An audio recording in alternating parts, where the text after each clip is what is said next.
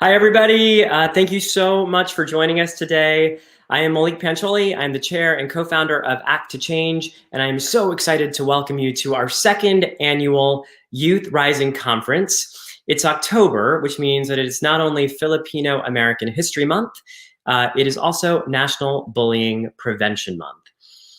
It also means that there are only a few weeks left in 2020, and I know it's been quite a year. In the middle of a pandemic, we have also been dealing with the xenophobia, bullying, and racism against Asian Americans that's been caused by misinformation about the coronavirus. And we've witnessed the national uprisings that have reminded us that truly Black lives matter. So today we're going to reflect on the things that we've learned, and we're going to talk about the ways that we can continue to grow as we move forward. So before we get started, I want to give a huge shout out to our sponsors, to Nickelodeon, to HarperCollins, and to the Leadership Conference Education Fund's Black Justice is Our Justice project. All right, to kick things off this afternoon, I'm super, super excited because we are going to get a chat with a very good friend of mine, Ashley Park. She is best known for her roles on Broadway in The King and I and her Tony-nominated performance as Gretchen Wieners in Mean Girls. Ashley and I starred together on Broadway earlier this year, right before the coronavirus hit, in the Tony-nominated production of Grand Horizons. But you know her as Mindy Chen on Netflix's Emily in Paris, and she's about to star in the new Tina Fey show, Girls 5 Eva. Help me in welcoming Ashley Park. Hi. Hi, Malik. Oh my gosh, it's so good to see you. Oh, what an intro. Girls 5 Eva. I just threw it out there. I'm genuinely like so happy to see you. Ashley, you and I were chatting just off camera. I know you're in the middle of filming Girls 5 Eva. How is it going, and how are you guys staying safe on set, and how are you handling all of it? Yeah, I mean, it's NBC and Peacock, and you've worked for NBC before, they're really on top of it. And so, it's weird because it's a new show, so we all don't really know each other yet. And you know me, usually on the first day, I'd be like, oh my gosh, hi, like, I'm going now, let's go, all this stuff. So it's that aspect of it, which is the social aspect of work, has always been important to me. And so that's always different. I think everyone's just doing a really great job and just figuring out how it's all going to happen now, especially hair and makeup, all of that stuff. So everyone's just adjusting. Yeah, but I just want to reiterate that Ashley is maybe the most touchy-feely person I know. So I can only imagine how hard it is for you. So you're like all over the place in TV. So I know everybody is talking about how amazing you are in Emily in Paris. I literally cried. No, Malik texted me that he was crying during the singing. You're so sweet. It's so good. It's so good. And everyone's seen you on Tales of the City, and people know you from Broadway. There's so many young people who are probably watching today who look up to you because you. Hi, everyone. It's so weird that we can't see them. I love you.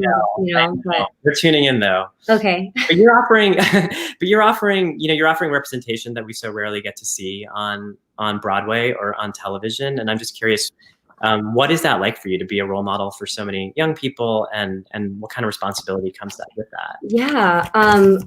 Well, I think firstly, I'm just very, very deeply honored, as I'm sure, you have been too, and all of the TV stuff that you've done. I think it's interesting, just to be like very candid, and we haven't talked personally in a while. So this is, you're the only person I can see. So I'm also just talking to you, Malik.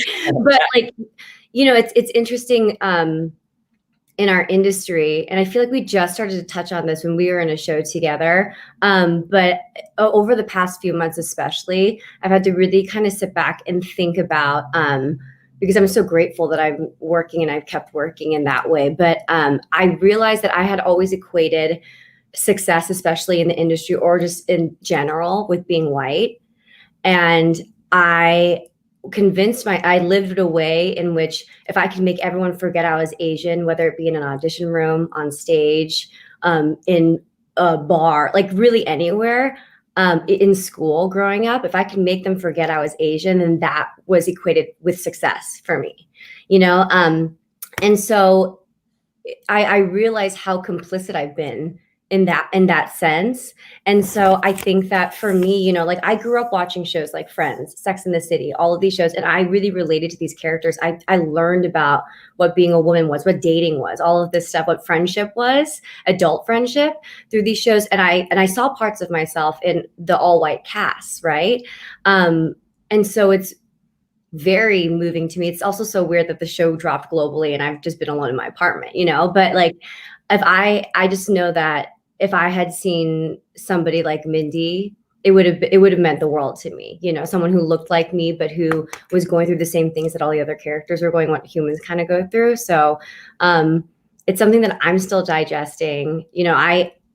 I never even considered that I would be a plastic in Mean Girls. Like to see an Asian girl on the poster, I felt like, oh, I'm just happy that I have a job and that I'm working. But at a certain point, I started to understand the responsibility and the intentionality that I have to do now in terms of the kinds of roles I take and how I approach them.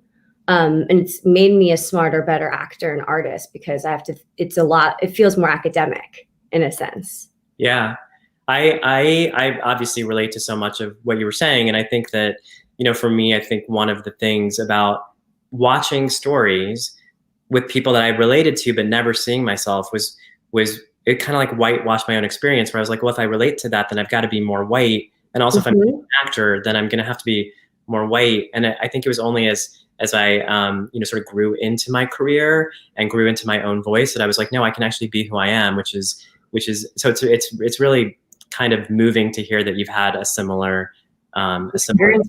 Yeah, it's kind of like when you get a part now, it's not we're not ignoring race, but it doesn't have to be about race, but it's part of the narrative. Like being Asian American has definitely informed the person that I am, my personality, even in the ways of me trying to pretend that I wasn't. Yeah. Thank you for sharing that. So Act to Change is obviously an anti-bullying organization, and it's National Bullying Prevention Month. Yeah. I'm just curious, on this journey to really coming into yourself, were there any incidences of bullying or hardship that you had to overcome, and how did you do that? And what would you say to young people who might be struggling out there today? Yeah. Well, firstly, I would say to young people, I'm so sorry. If you're going through any sort of bullying in any way, it's not acceptable in any way, and you shouldn't allow it to be. I think also you're stronger than you think you are. And I mean, for me personally, I was bullied a lot growing up. It's so funny that I was playing a popular girl in Mean Girls because I think I had no friends in 7th grade, and I think it was because I remember I just bought a piano for the first time in my life. I've never had a piano, and it's because I loved playing the piano growing up. I played it since I was 5. I would practice 1 to 2 hours every day. And I got really, really beaten down growing up of when people say, what's your hobby? Oh, I play piano. Oh, of course you do, because you're Asian. You must be good at it because you're Asian. You must be. So I remember consciously starting to hide, wanting to answer questions wrong on purpose in school, being so bullied for being Mrs. Perfect because I tried too hard.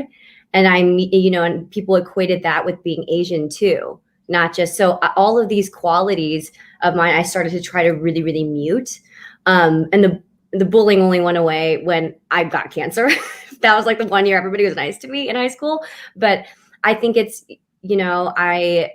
and as an adult, as soon as I went to college, I decided I'm not going to tell anybody that I play piano.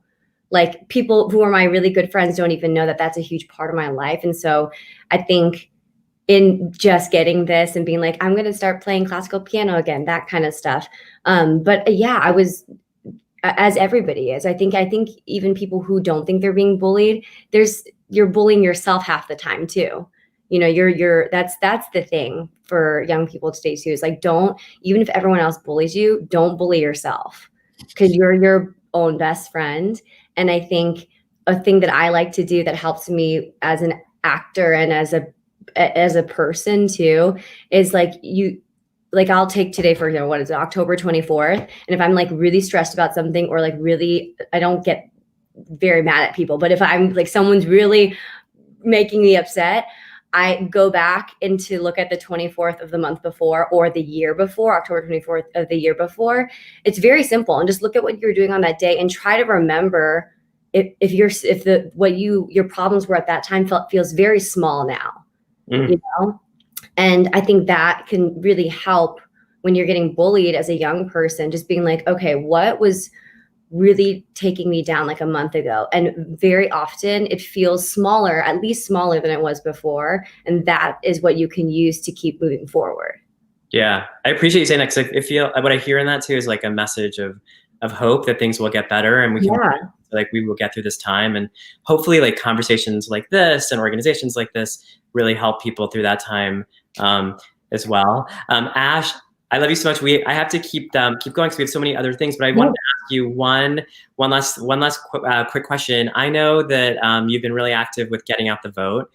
Act to Change is a nonpartisan organization, so we don't support any candidates. But there's a lot of young people who believe in things and who want to have their voices heard, who may not be either old enough to vote or can't vote for any other reason. Are there other ways they can get involved? How can get the issue? I mean, I can think of 3 really good ones right now. You can phone and text bank. I've done a lot of phone banking, and it's something it's also very feels like a community when you're doing it. So there's so many organizations that are doing phone banking. You can volunteer right now. I believe the average age for poll workers was 70. Wow. And those are people who should not be out in the polls right now. They should be staying safe. And so it is actually vital for young people to work as poll workers. And it's hard. It takes training. There's 3 hours of training, and it's complicated. So that is really a way that you can get involved. And then also just talking to your family and friends, just asking them if they have a voting plan. Are they even voting? And then just talking about issues that are important to you. I think that is the best way to be amazing. Thank you so much for being here, Ashley. It's so good to see you. I will be in touch offline, but thank you so much for doing this. I love you. Bye. Bye. All right. Oh my gosh, that was so fun. I am super excited to introduce our next part of the show, our next presenter and facilitator. You all know him as the star of Fresh Off the Boat. Please welcome Hudson Yang. Hey guys, I'm glad to be here. So as Emily said, yes, I was a star of Fresh Off the Boat. And I'm kind of working with, involved with Act to Change for a while now. And, I'm really proud to say that I'm now part of part of the advisory council. But yeah, and so one of the main reasons why I decided to work with Act to Change is because their message and their influence is something that really stands with me. And also because, I remember when I was a kid, how much bullying affected me and how much I really wanted it to stop and wanted someone to help out, and I couldn't really get that to happen. And so I'm really, really glad that, at least somebody is trying to make a change and that I could be there to kind of help them out. And so anyway, today we are teaming up with the Apex for Youth, a New York-based nonprofit that delivers possibilities to underrepresented Asians and immigrant youth from low-income families. Through mentoring and educational programs that serve students from, first to 12th grade, Apex volunteers guide and support youth to become confident, be ready for college, and give back to the community. And joining us today will be 3 of those students, Vicky Zhang, Li-Min Li, and Shi Yan Liu. Hey guys. Sorry if I butchered your names, by the way. I tried my hardest, I really did. Hi. Hey guys. Now I know school has been back in session for some time, and it's all on Zoom, but some of us are actually back in our classrooms, while others are learning from home, online, a combination of both. This year has been kind of challenging, to say the least, or maybe just because of health concerns. But as Malik mentioned earlier, there are some increase in xenophobia towards Asian Americans during COVID-19, the Kung flu virus, as people say, and our country has had some issues with that and had to reckon with the systematic racism that affects us and our fellow countrymen.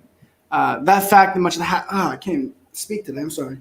That fact, much of this happened while we were at home with our families. It was tough. But now that we're back in school, where bullying was more rampant in middle school, high school, we're facing all sorts of different adversities. I'm excited to say that with you 3 today to see how we're handling things. So let's get right into it. Yeah, so I originally chose blended learning, but I switched to remote in the past week. And the only reason why I switched is because I realized it was a lot more convenient for me to stay at home instead of spending 2 hours a day to go to school and come back home. And during the time I did go to school, I did feel I felt a little nervous because I feel like during dismissal, like a lot of students are just like rushing to get out of the school and like to go home. And I felt like really nervous whenever I saw a large group of students cuddled around together.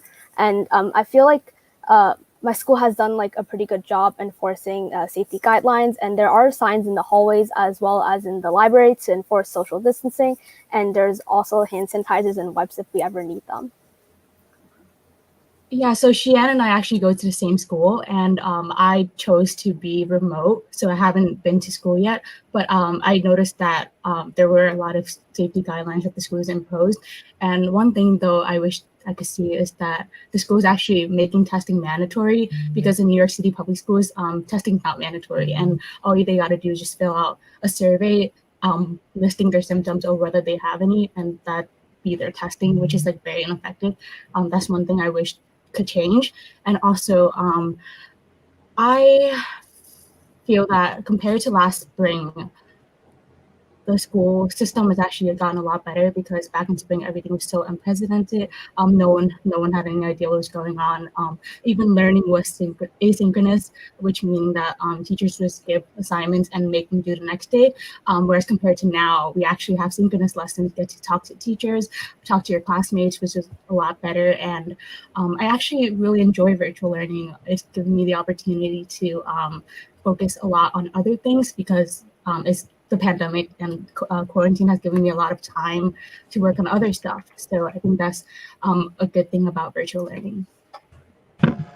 So I also chose to do 100% remote learning, and the main reason for that is because of the train ride that I would have to take to school. So it's not even because it's almost like an hour train ride to get to school, but because the train that I like usually take to school has never really been that safe, and I feel like as we are in the COVID era, like there are going to be more races on the train. Wow. Okay. So yeah, I'm also fully online, except apparently my school isn't doing as good a job as you guys. Basically, all my classes are asynchronous, and they really don't know what they're doing yet. I mean, they're doing better than my last school, so I'm glad to be online. But I think the main reason why I'm happy to kind of be away from my class is because one thing that's been happening right now is kind of the coronavirus is being blamed on Asian Pacific Islanders and such, and especially Chinese people. And I'm not certain how my classmates will react or how they are, but I know that some of them are kind of a little bit racist and not very educated, surprisingly. So that's the biggest fear I had going back to school, is that maybe I or others around me would be targeted because of COVID.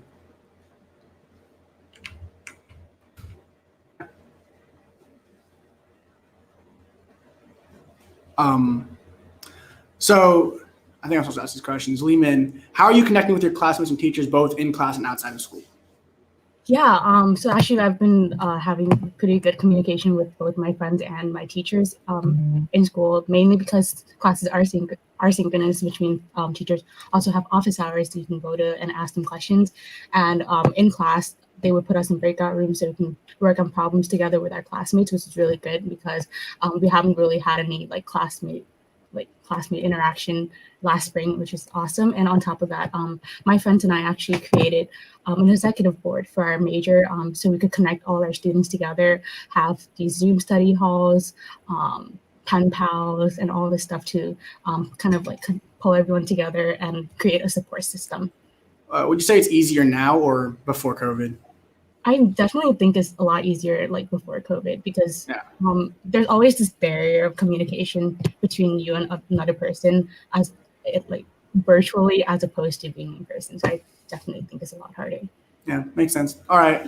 Shianne, is that right? Shianne? Yeah. What has been the biggest change for you between last spring and now? So the biggest change for myself between last spring and now is that I feel a lot more educated on social issues that have been going on, and the importance of civic engagement. So during the previous school year, Apex gave me the opportunity to become an Apex ambassador, and through that, I was able to help create our Apex for Youth conference back in May. And during this conference, we basically discussed how Asian Americans have been affected by this pandemic and how we can stand in solidarity with other people of color. And we also executed a phone banking and text banking event to remind Apex families about filling out the census and the importance of filling it out. And we're currently working on a project, a voting project, to inform how important this upcoming election is and to encourage Asian Americans to go vote. I love that. All right, and then Vicky, we should talk about bullying. And as we mentioned earlier, COVID-19 kind of exacerbated the discrimination that Asian Americans face. And in some ways, imagine you were, shielded from bullying since you weren't in school. But are things different now? So just to preface the answer, we all attend schools that are filled with predominantly Asian American students, and that means that our experiences are going to be very different from people who are not like making up the majority of their school.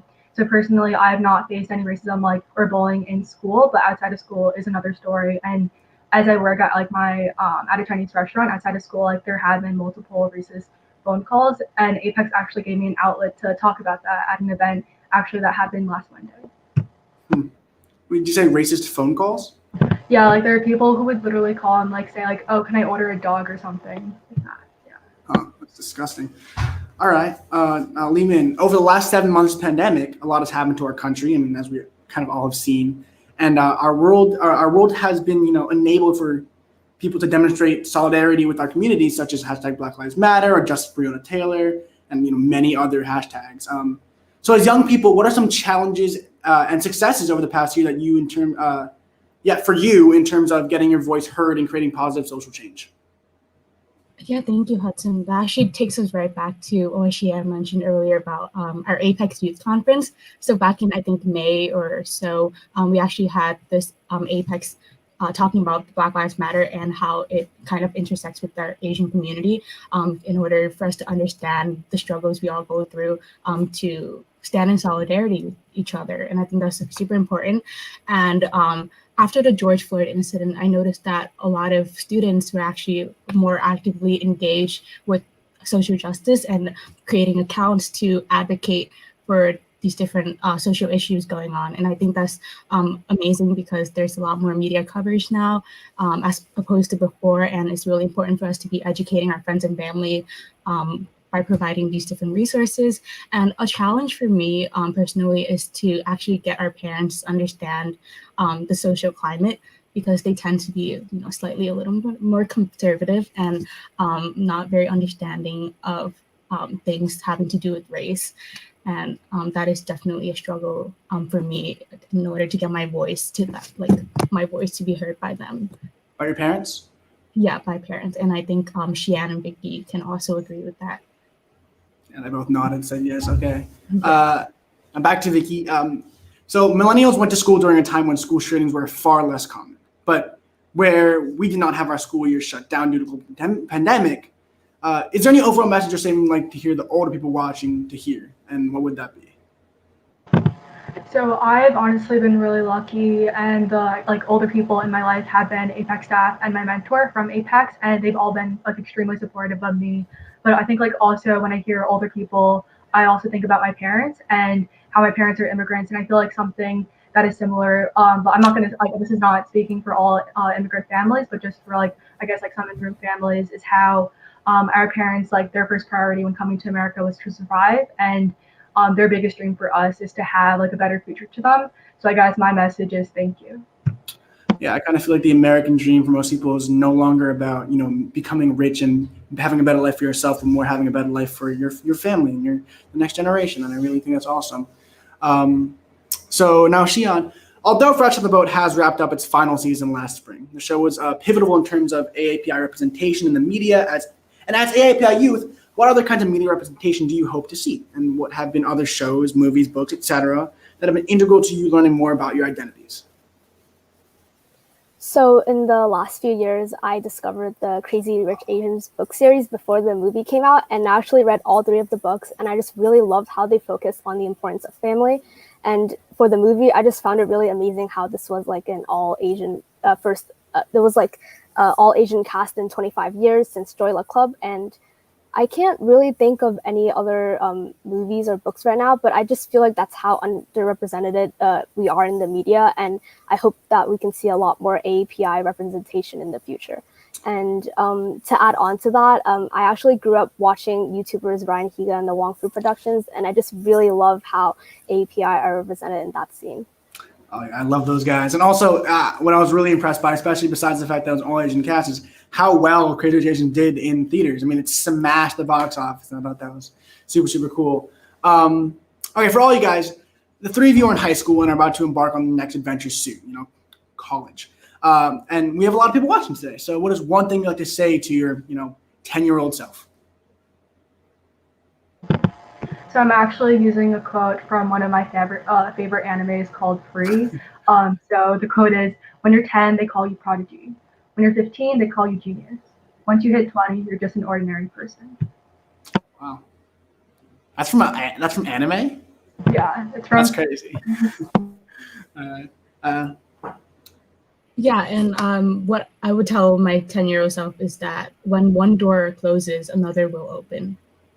All right, I like it. So I'll probably tell my 10-year-old self that I'm not gonna grow anymore, and you'll probably stay this short. What? You want to tell okay? Whatever you say. All right. So, lastly, do you guys have any questions you have for me? Like, are there any questions you guys have? Yes, I do have a question for you. Oh, Okay. So how did your perception of your own identity change before and after starring Fresh Off the Boat?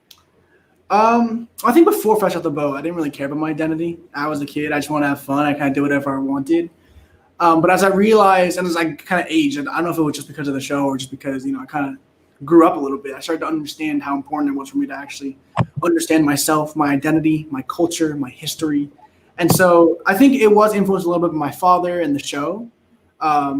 But it's changed because now I really know how important it is for me to kind of become one with myself. And I learned a lot about my familial history. So. Oh, that's amazing. Yeah, to hear that. So like you were talking about like being on set and all of that. So how is it like being an AAPI in the media industry? So how are like your interactions with other people like there? Can you? I don't know. It's kind of hard. Can you rephrase this question a little bit? I mean, what are you trying to ask? Okay. So were people on set like supportive of you? Oh, okay. Were they something along the lines of that? Yeah, I think I had an incredible experience on set. I think I still consider many people who worked on set with me as like my family, even just crew members, right? I recently went to the baby shower of my wardrobe lady because she's literally she was like my mother. I mean, there was not a single person on set who had ever said anything to try to hurt me or make me mad or anything. They were all super supportive, super nice. And, I consider them all to be like good friends or family in like the least. It's amazing to hear. Yeah. I had the best crew and best cast, I gotta say. That's awesome. Anybody else? I mean. Yeah, I can go next. So we literally saw you grow up on Fresh Off the Boat, and like now that like one journey is over, like where can we expect to see you next? Well, I'm hoping for a lot, but right now one of the main things I'm working on is like unscripted cooking shows because cooking is incredible. It's one of my main dreams. So I've been working with Disney and a couple of people just trying to put out the shows that I've created. It's kind of difficult right now because of Corona, so I can't really have audiences or anything like that. So we're trying to rework the idea a little bit, but that's what's coming next. And besides that, I'm auditioning and preparing for whatever is put on my door next. So I don't know yet, but we'll see. Cooking show?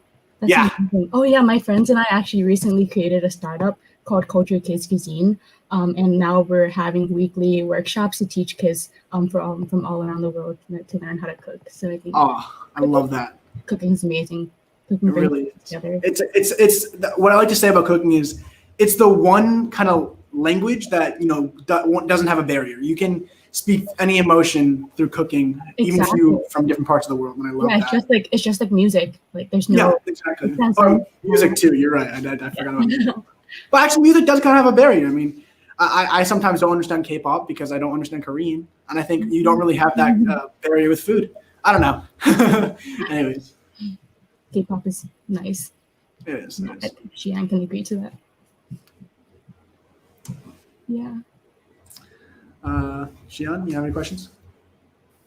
Yeah. So So do you what are your favorite dishes to cook? Like if you were to do like the cooking, what would be like your main dishes that you want to cook?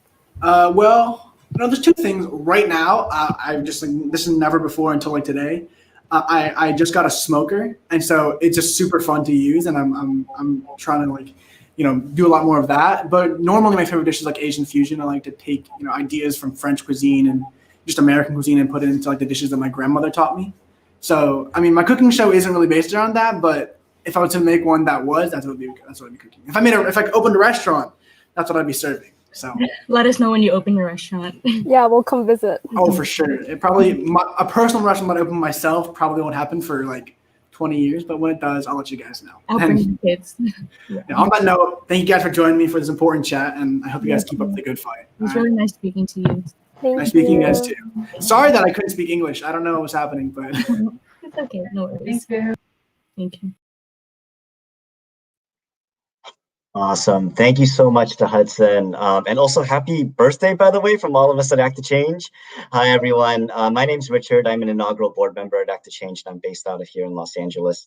I'm super excited to be here because number one, I just have so much gratitude for everyone that's making this work. So of course, thank you to Hudson for leading that panel. Thank you to Xian, Vicky, and Lehman as well for your time. And thank you to Apex for Youth based out of New York City for connecting all of us. So up next, what we have is another really exciting event. What's going to come up here is I was really excited to introduce Komal, Carolyn, and Kathleen. So these folks were, hey, how's it going? What's up? How y'all doing? Hello. So just to finish off the intro here, all of y'all were amazing interns for us here at Act to Change from last summer. Shout out to CAPAL, the Conference on Asian Pacific American Leadership, for connecting all of us. So with that, I'm gonna pop off now and let y'all present your amazing work. Okay, great. Thank you so much for that introduction, Richard. And thank you to everyone joining us today for this conference. We're so thrilled to be in this space, even if we can't meet in person. So this segment of the conference is hosted, like Richard said, by myself and Komal and Kathleen. We all interned for Act to Change over the summer, and our project was creating a toolkit to address the rise of anti-Asian sentiment in the face of COVID-19 and provide youth with the knowledge and concrete tools to confront it. So before we begin, we'll share a little bit about us. My name is Caroline Im. I'm a junior at George Washington University, majoring in political communication and minoring in music, and I'm currently based out of Chicago, Illinois. Well, my name is Komal Kamdar, and I'm a senior at the University of Virginia, double majoring in leadership and public policy from Virginia Beach, Virginia, and off to Kathleen. Hello, everyone. My name is Kathleen Malari, and I'm a recent graduate from Cedar Crest College, and I graduated with a BA in Global Studies. And right now, I'm currently based right out of Yonkers, New York, and I'm currently employed as part of the development team at the Fresh Air Fund.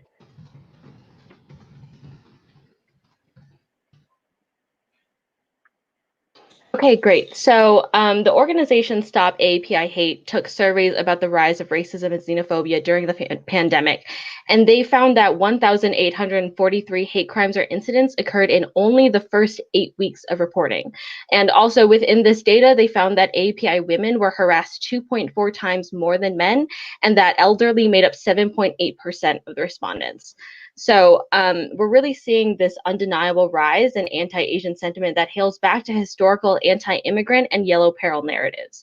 Within this context of the intersection of racism and COVID-19, in this presentation, we're going to be delving deeper into the history and trends of anti-AAPI racism and how it applies today, connecting this to digital activism and discussing concrete tools, understanding how to apply these tools to anti-Blackness and AAPI solidarity, and talking more about Act to Change's toolkit and how you can use it as a resource and guide. So I'm going to be talking a little bit about the history of anti-AAPI sentiment in the United States. Obviously, our Asian American and Pacific Islander histories are extremely vast and complex. So I'm just going to be giving a very brief overview of some of those histories and how we're seeing the same themes in our lives today. The U.S. government first allowed Asians to immigrate to the United States as a replacement for African slave labor after abolition. Most of these immigrants were of Chinese origin, and they played an integral role as miners, railroad builders, farmers, factory workers, and fishermen. However, with the rise of Chinese immigration also came the codification of anti-immigrant laws like the 1882 Chinese Exclusion Act. There was also a rise of anti-Asian sentiment in social life, which is now referred to as yellow peril. Another prominent example of anti-Asian sentiment was during World War II when President Franklin Delano Roosevelt signed Executive Order 9066, which interned all Japanese and Japanese Americans regardless of their citizenship status. Again, after the 9/11 attacks on the World Trade Center, South Asian communities fell under attack of anti-Asian and anti-Muslim sentiment. Regardless of ethnicity or religion, these communities face common discrimination in the United States and continue to be affected by it today. So as we've discussed, we're now seeing a return of a lot of this anti-Asian sentiment. Among all of these eras, there's a common thread of the United States not seeing Asian Americans and Pacific Islanders as American, but rather being perpetual foreigners. Regardless of our citizenship status or how many generations our family has been in this country, we continue to be othered and face the traumatic effects of that. So we just want to say that if you are a witness or victim of a hate crime, please remember to prioritize your safety, not blame yourself, and seek support from people that you trust.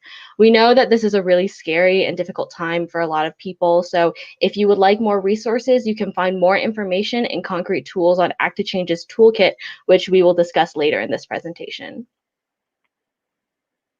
All right. Thank you, Caroline, for that introduction discussing the rise of anti-Asian xenophobia in the face of COVID-19. I will now discuss digital activism because it's important to know how to utilize the technology available to us to both engage and educate others. So what is digital activism? Digital activism utilizes digital tools like your phone, computer, and social media to affect social or political change. Now more than ever, what's happening in politics has become more personal. With a quick search on your phone, you're met with limitless resources that allow access to what's happening almost anywhere in the world. You can debate, rant, and comment right from the comfort of your own home. With that, it's important to know how to utilize the technology available to us to engage and educate while doing right by others and allowing people to make their own conclusions. The tools at hand that we'll be discussing are social media, online petitions, letters and emails, and financial support. Petitions are often criticized as being slacktivism because they're a very low-risk form of activism.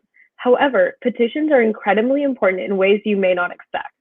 They provide data on a support base, act as an entry point for activism, organize supporters, and publicly show support for an issue.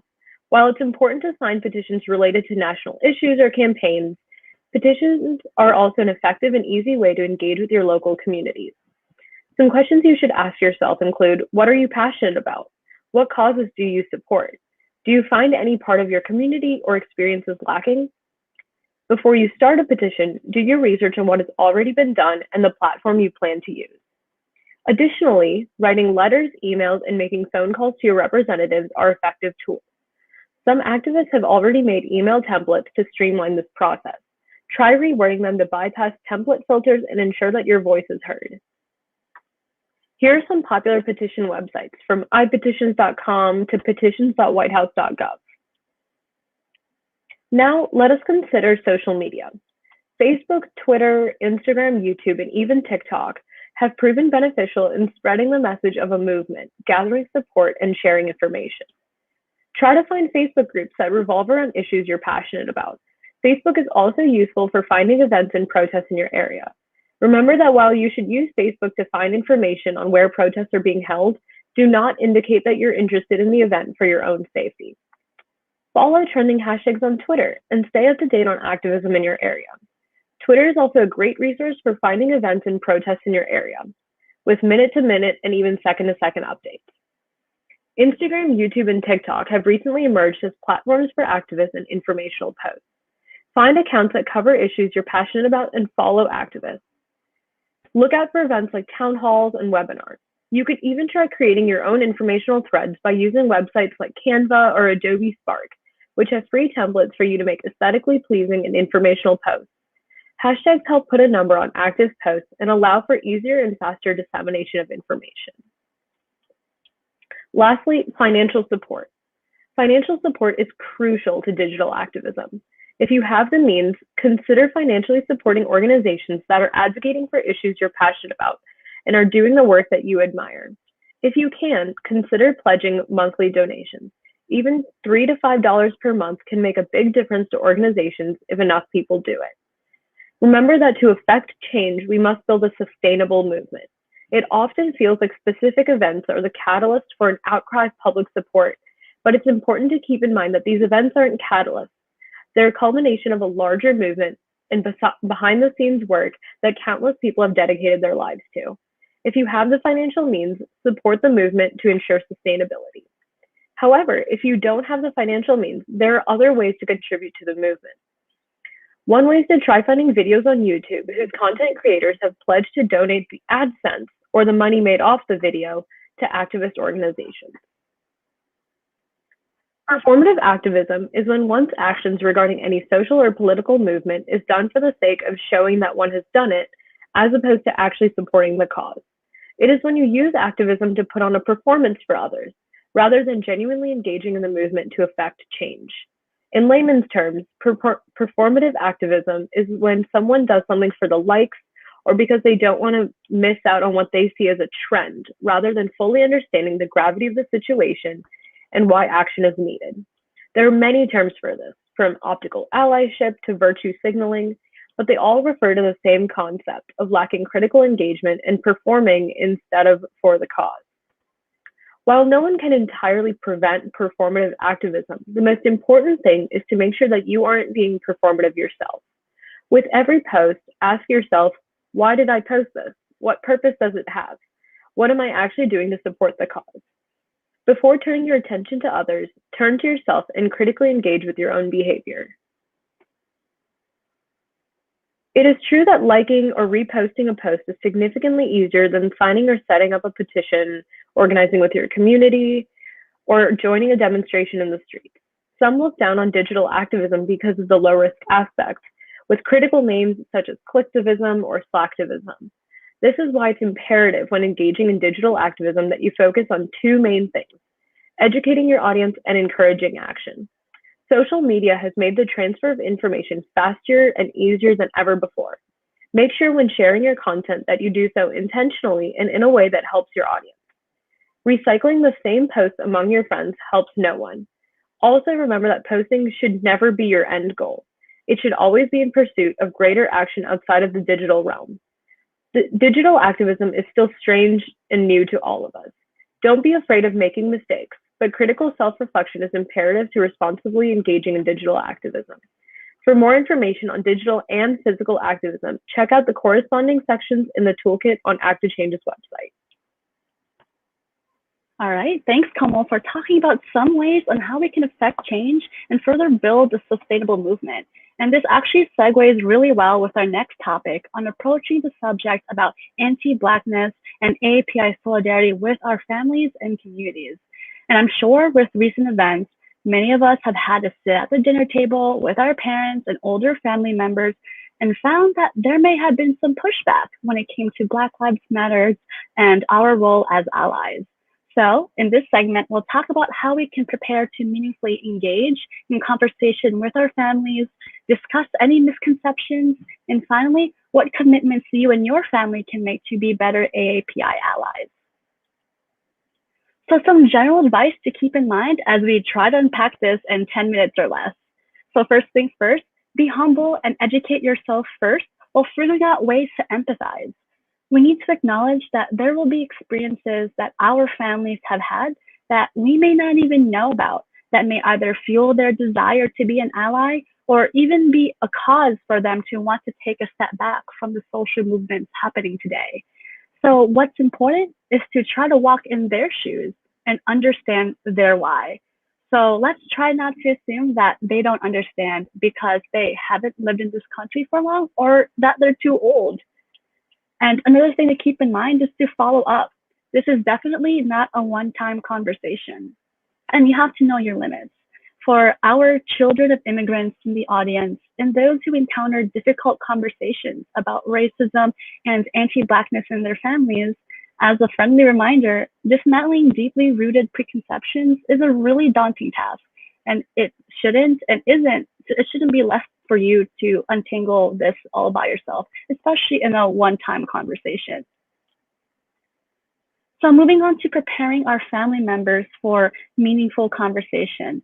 Just like everyone else wanting a productive conversation, everyone needs to have some context, right? So go ahead and share resources like our toolkit and even social media posts that explain who Breonna Taylor, George Floyd, and countless others were. And here we have on the slide the sources we have found in our toolkit that you can download on Act to Change's website. So first things first, Letters for Black Lives is a YouTube video and a series of social media posts that explains BLM to families through an open letter written by AAPIs in 30 different languages. Also, to better explain the history of police brutality in the US, we have also linked in the toolkit an article from the Smithsonian Magazine. We also have shown here an opinion piece in the print, which is an Indian news website that talks about the foundations of solidarity building. And honestly, having these tough conversations about inequality and the systems, institutions, and policies of white supremacy and how it targets all of us, it's already many steps taken on our part to support each other. And honestly, that makes us much more closer towards a shared liberation. So finally, we've come to the part where we need to discuss and we need to listen. Remember how I mentioned how you need to empathize and educate yourself? Well, you can start by doing that by bridging the gap between you and your family members. Ask your parents about their own experiences with oppression and even discrimination, either here in the US if they had recently immigrated or back in their home countries before they left. This is a chance for you to figure out as a family from what their experience is and how they can be similar to that of BLM, and help your family draw conclusions that inequality and systems of white supremacy affect all of us. And in the same vein, be personal and bring up your own experiences with racism. This might in fact make your family more inclined to let you finish and explain your point. And about discussing the model minority myth. The model minority myth pits us against one another and reinforces systemic racism. It is the idea that the seemingly universal success among Asian Americans is being used against Black people and other people of color to further uphold white supremacy. So dismantling the model minority myth and having those conversations and how systems of white supremacy affects all of us might actually help your family unpack where their inherent biases come from. And for me personally, as someone who is Filipino, I've tried to have these conversations with my own family. And in all honesty, it helped us unearth a blatant post-colonial mentality that upholds Western and Spanish colonialist ideals and values above our own. And the very idea that one's closeness to whiteness or this Western ideal elevates their value in society, just as a personal example on my part. And with that said, how can AAPI support the Black community during this time? Hopefully, we were able to spark in our audience today to think and to reflect on how we might have internalized anti-Blackness. And in light of that, we should challenge the model minority myth and show up for the Black community right now. And we can do that by being more conscious of our social media intake. So part of solidarity building is actually learning from each other and learning from many different perspectives as we can. So following more Black leaders on social media, like Kimberly Bryant, who is the founder of Black Girls Code, or Ibram Kendi, the author of How to Be Anti-Racist. Also in the same vein, you can also follow, repost, and learn from other Asian racial justice activists. You can find their accounts like 18 Million Rising or The Mei Lee Show on Instagram. And reiterating what Como had touched on, signing petitions, reposting social media, and even donating to orgs that you are passionate about are always great ways to help. An important reminder and something that you should do is send your Black friends and colleagues a text or even a call and to remind them that you are there for them and that you are holding space for their thoughts and their feelings at this time. And last but not least, go ahead and download our toolkit that goes much further in depth in addressing the rise of racism and xenophobia in the face of COVID-19 and can very well serve as a starting point for all of the youths in the audience to start organizing in their own communities in their own way. So with that being said, what are you waiting for? And that concludes our presentation for this year's Youth Rising Conference. So thank you very much to Act to Change for inviting us again to speak and to our audience for your time. So please enjoy the rest of the conference.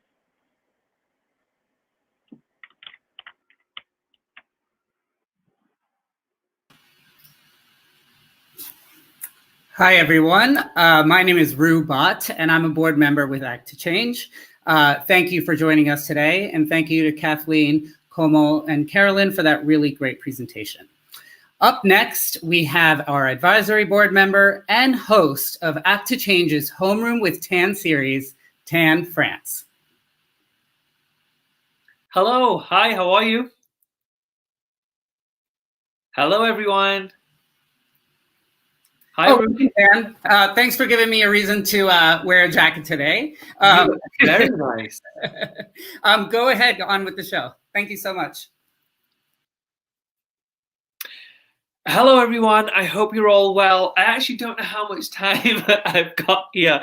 I'm hoping Rue's going to jump back in a moment and let me know exactly how much time I've got. I've got a little thing there also. Richard, help. I wanted to talk to you about what it's like to be a person of color and to be a person of color in a community of mostly white people. I know that there are many of you on here who have experienced injustice, and I wanted to talk to you about the fact that you are not alone. There are so many of us who have graduated from school and college, and we remember what it feels like, and we know that we're going to push to make sure that this is something that we don't all continue to go through generation after generation. I was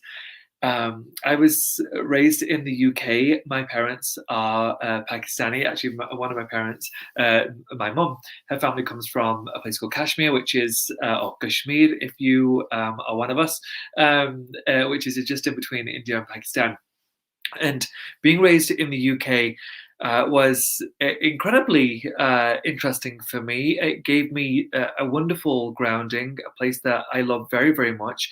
But I also struggled with a lot of racism, as most people do, when they're a person of color in a small town, when there isn't a lot of information about who we are and what we represent. I really started to experience it when I first got into what we call reception, which I believe you guys call kindergarten. We start school a little earlier than Americans do, and it became apparent almost immediately that I was different. And it wasn't necessarily from my classmates. As I'm sure you all know, kids at that age don't care about differences like color, but it was very clear that older kids really did seem to care, and that was because it's something that they're learning at home. We don't learn to hate each other naturally, or we don't know to hate each other naturally. That's a learned behavior. And as I got into the ages of 5, 6, 7, it was there's a term which drives me insane, which is microaggressions, because I think that people use it way too freely, but these were microaggressions. Not wanting to call me by my actual name, Tanvia or Tan, but instead wanting to call me Tom because it was easier. In French class, I don't know if you have this in your French classes in America, but you have to take French as a kid. In the UK, it's mandatory, and instead of just calling me Tan, they wanted to find a way to call me. Something that they could relate to, which was Thomas, which was incredibly frustrating. So it's something that I sort of struggled with from a very young age, and that was difficult. But I got to a point where in middle school and high school, I started to speak up a lot more. I started to tell people how that made me feel, and that put me in a position to be able to combat some of that anger and some of that hate and some of that frustration that people seem to have for me, because they actually felt a person on the other end. They actually understood what it meant for me to be treated that way and why it wasn't okay. And now I'm in a position of great power. I'm on a Netflix show, and when you're on a Netflix show, and if it's a big Netflix show, people ask you to use your voice, and so that's why I wanted to use my voice now. There are 4 students who are on this call, almost ready. I'm going to introduce them in just a moment, but I want to give you a bit of a background. I'm not actually American. You can hear from my accent. I was raised in the UK. I moved here about 12 years ago. But I've realized that this problem is universal, that we are a minority pretty much everywhere outside of our country, the AAPI community, and every one of us understands what it feels like in school to be othered. And so I want to invite 4 students in who are going to share their experiences. We have Nina, Jalen, Kaylana and Hadi. Maybe it's Hadi. I'm going to ask them if they can tell me their pronunciation of their names. I think it's very important that we all get that right. So, hello everyone. You're all muted right now. And I would like you all to introduce yourselves. Richard, can you unmute them, or are they going to unmute themselves? And then let's start with Jalen. Will you introduce yourself? Tell me how old you are. Tell me where you are, please. And am I pronouncing your name right? Yes, my name is Jalen Rabago, and I attend Dream House at the Beach. I live in Hawaii. I'm a 7th grader, and yeah, I'm really nervous right now. Oh, I'm going to manage this. Don't worry about it. Don't be nervous. Okay, you have to explain one thing, though. I don't know how old people are in 7th grade. Our years are different in the UK. How old are you, did you say? I'm 12 years old. Oh, yeah, 12. Okay, very young. Okay, nice to meet you, Jalen. Nina, hello, dear. Who are you? Where are you from? Hi, my name is Nina Owen. I'm a senior at Head Voice School in Oakland, California, so I'm 17. And I'm very excited to be here today. Lovely to have you. Nina, where are you from? Where are you? I don't know where that school is. Yeah, Oakland is right outside San Francisco, so the Bay Area. Okay, thank you so much. Kaylana, hit me with it. Hello, my name is Kaylana Tuitapo. I'm a 9th grader at Salt Lake Center for Science Education. I am 14 and live in Salt Lake City, Utah.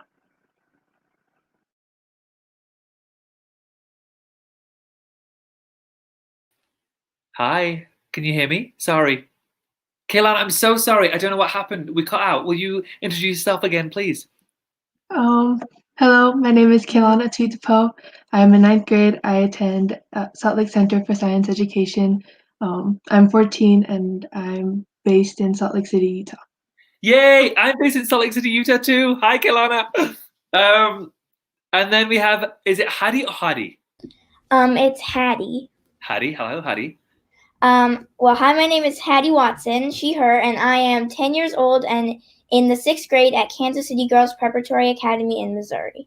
Wait, sorry, I missed how old you are. Did you say I that? was 10 years old. You're 10? Okay, lovely.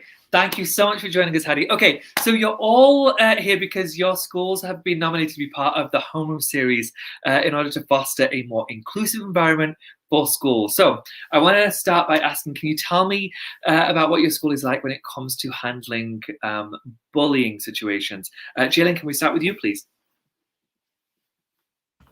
Yeah. So personally, my school hasn't had a lot of bullying. We're a pretty new school. We just started last year for 6th grade and then going into 7th, especially now because everything's online. But if we do have a case where there is bullying, my school likes to talk to all the students involved, come to an understanding of what happened and why it happened. And they discuss different ways the student can express how they feel.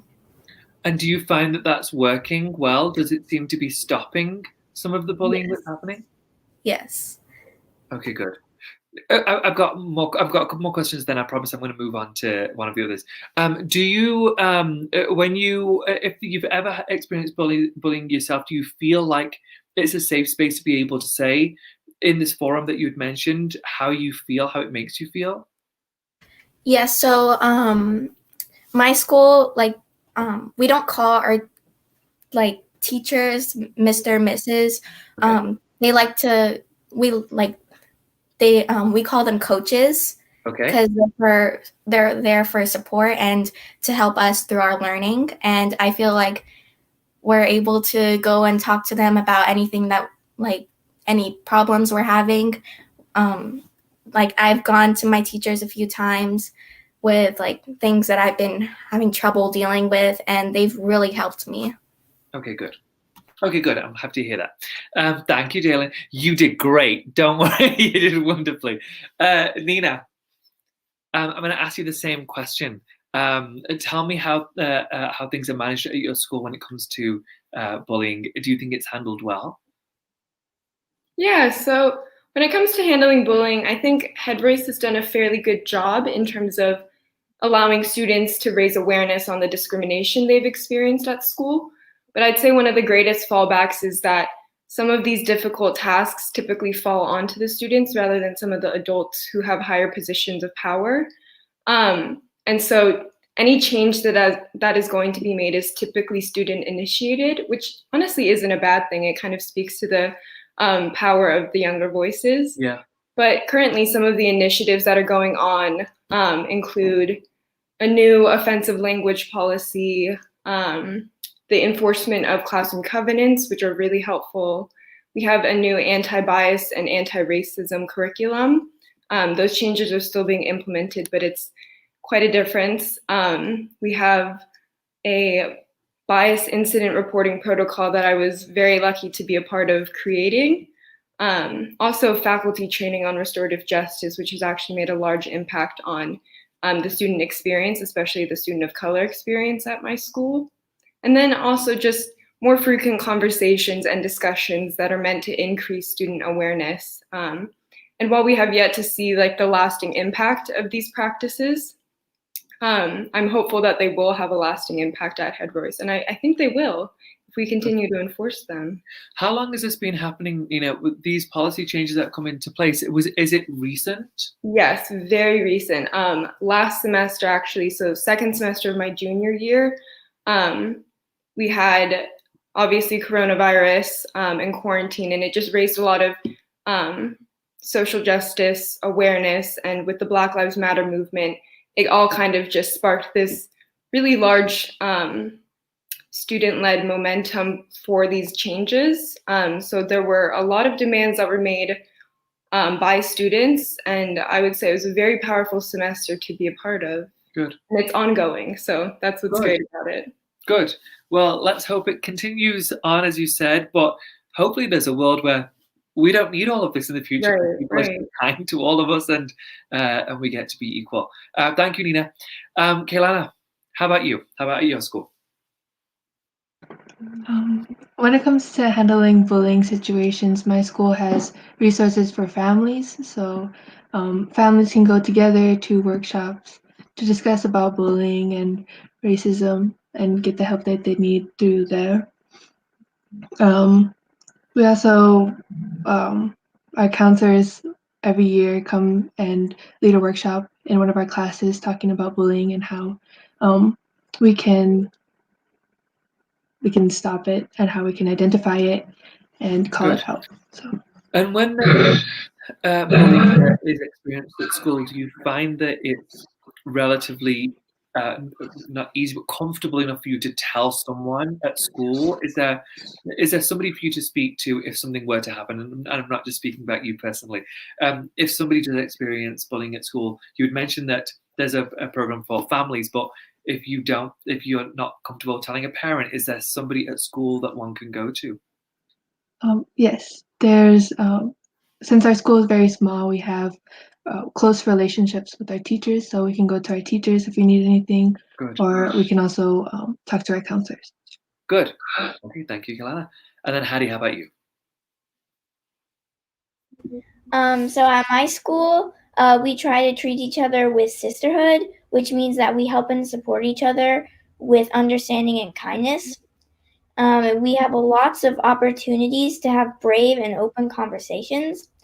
And I think that we are less likely to have bullying because of this. And since we also have time to learn about each other and what we all are experiencing in our own lives.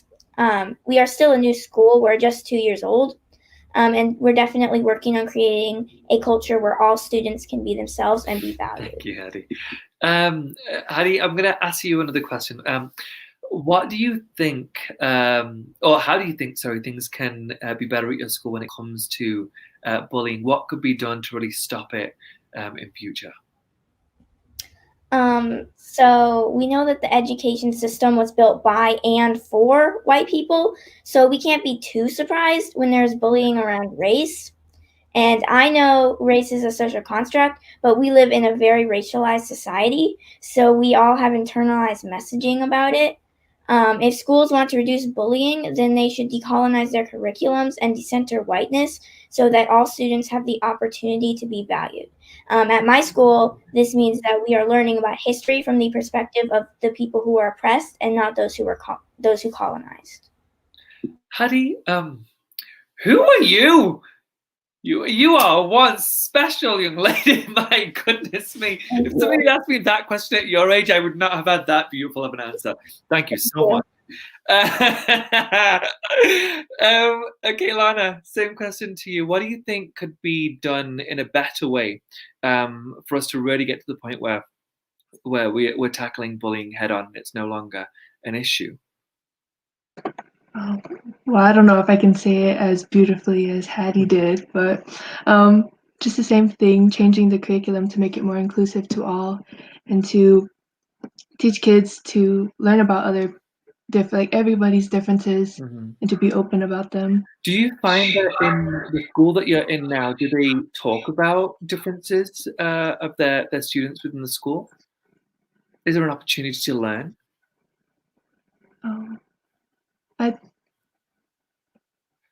Could you rephrase the question? Yes, sure. For example, if there's an Indian person that joins your school, is there an opportunity for you to learn about the culture of the people that actually are in your school? So let's say, for example, you have Indian people, Hawaiian people, and then white people. We don't just need a white curriculum. Is there an opportunity for you to really understand where the other people in your school are from and what their experiences are? Do they teach any of that?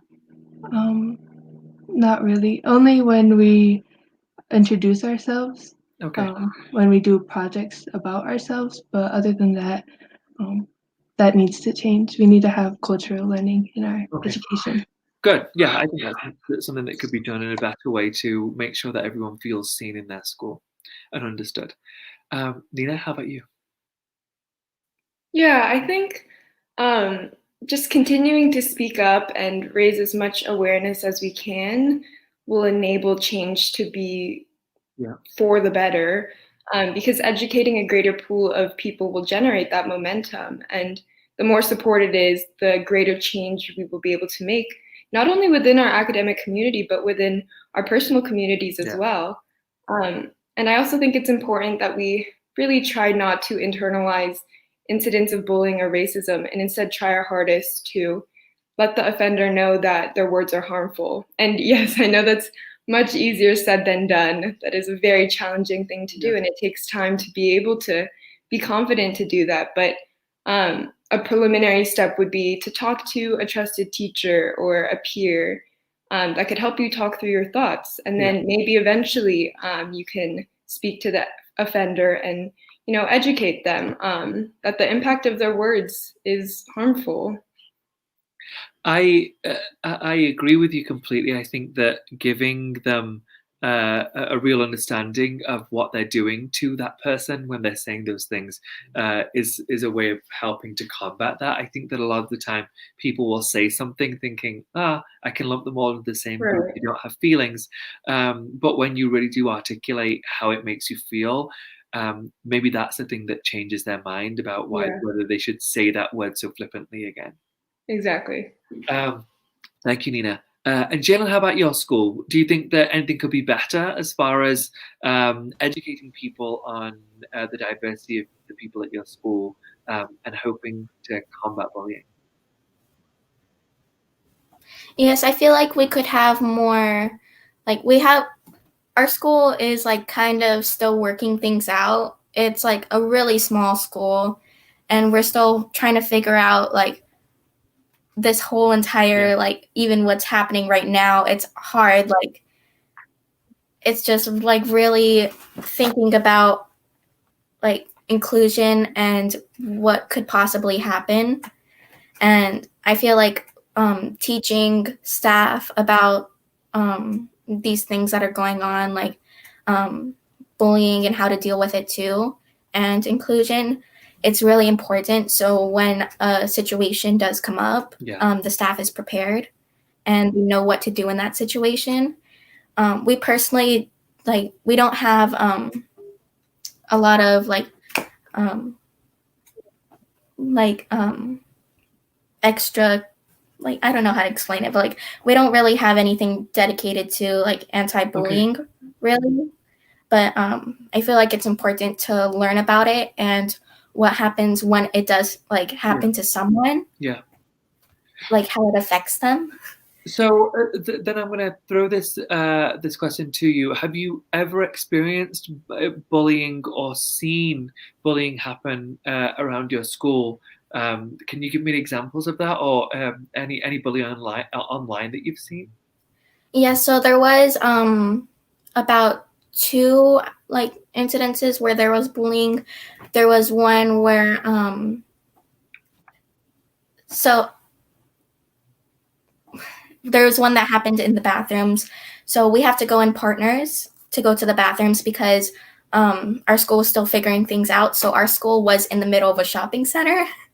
So it was like all public bathrooms. So to make sure nothing happened, we all had to go in pairs, but that ended up in some name calling and some bullying. And there was also one where we were still going to school and like in person last year, and coronavirus, like there was the outbreak. One of my friends, they were like kind of like tormented because of their race. Yeah. Okay. Okay. Nina, thank you for sharing that, Jalen. Nina, I'm going to throw the same question to you. Have you ever experienced racism or seen, bullying? And have you seen it happen within your school or online? If so, can you give us any examples of that? I've definitely experienced and witnessed microaggressions, whether they're all race-based and very prevalent within especially the middle school because they don't have much awareness on what microaggressions are specifically. So it was actually the year when I was in 7th grade that they first implemented a microaggression training program or just education around that. And I think I definitely saw a change in student behavior, but there were still things that were just considered jokes by these students because they themselves weren't on the receiving ends of these words. So, they don't know how it makes people feel. Again, bringing back to the importance of telling them. And then in terms of larger incidents of bullying or racism, I've probably only heard through word of mouth, but even then, no, I would say. Yeah. And then for social media, it hasn't really taken a role in bullying at Head Royce. So I also can't say I've witnessed or experienced cyberbullying really. And I guess that is lucky of me to be able to say that. Yeah. Obviously, the conversations over the last few months in particular have really changed when it comes to race and what people are willing to accept and not accept. And I think the term microaggression has become a word that many people are now getting used to, or they hear, but they don't necessarily understand, because we don't really talk about, we're not trained to talk about race and identity when we're younger. So when you see, if you were to see bullying that is linked to racism, do you find that there are people in school, like teachers, that you could speak to, counselors that you could speak to, family that you could speak to talk about specifically bullying that's related to race? Yeah, I would say I definitely feel like I can. I'm a part of my school's Asia Club, which is a very safe environment and super supportive and welcoming of all stories. And we actually delve deeply into these discussions really frequently with our faculty leaders and other student members, which I think fosters a really strong community and support system that I'm extremely grateful to have and have had throughout my high school years. And I think that has made an impact in how I handle incidents of racism or bullying at my school. So again, I'm very lucky to have that space. Yeah. And I don't know what I would do without it. It's difficult during the pandemic because, we can't meet in person during our lunchtime in that one room. And so we're trying our very best to maintain that connection with one another. And it's difficult, but it's better than nothing for sure. Yeah, for sure. Thank you. Kaylana, sorry. One of my closest friends is called Kaylani, and I'm just going to, apparently I'm mixing you up. Okay, so throughout 2020, we've seen an increase in incidents of bullying and even physical attacks on Asian Americans because of racism around COVID-19. Have you seen anything like this at your school? And if so, do you speak with your family about it? I mean, we're in Salt Lake. I know we don't have a lot of Asian Americans in here, in our state, but I think that makes it even more apparent when we are at school. We stand out, and so I wondered if you've experienced anything like that at school, where you've seen this happen to classmates, and how has that worked out with it, whether it be with teachers or family? So I actually have like personal experience with racism due to COVID-19. When it was first going on, people would make jokes about how I looked and say, like you have the coronavirus because you're Asian, or like you look Asian. I am Asian, by the way. But so I'm talking with my parents and talking to my sisters, since they have similar experiences that I do. I felt like comforted knowing that like I'm not the only one going through it. Yeah. But it's also just a really hard thing just like to go through anyway. I do love that you have family who can support you through it, but just because you feel less alone doesn't mean you feel any better about the situation. Were you able to address it at school? Was anybody able to help put a stop to this? I wasn't able to talk about it in school. Okay. I'm going to probe just a little bit further, and then I promise you I'm done. When you told your family, did they offer any solutions on how you can maybe address it? Actually, like when the person like said those jokes to me, I told them like why that wasn't right and like why that was wrong. I'm very like vocal when it comes to bullying and racism because I personal experiences, but also I don't want anyone to go through that. So I stopped it right then and there. And then my mom offered to, call up the school, but I was like, no, because if you know my mom, like you don't want her to get involved with the school. Believe me, I know your mom because I know any Asian mom. I'm surrounded by Asian moms myself.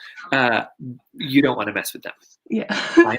I know. Well, thank you for sharing the story. I know it's not easy sharing, but I really appreciated that. So thank you so much. And I'm so glad you were in a position to stand up for yourself and say, this is not okay. If you have the strength, please continue to do that, because a lot of people don't have the strength that you have, and they will need somebody like you to be able to say, that is not okay. Hari, the same question for you. I know your school's a little different, but tell me about how things have been since COVID when it comes to Asian Americans at your school. Have you found that anyone's been picked on or bullied because of this?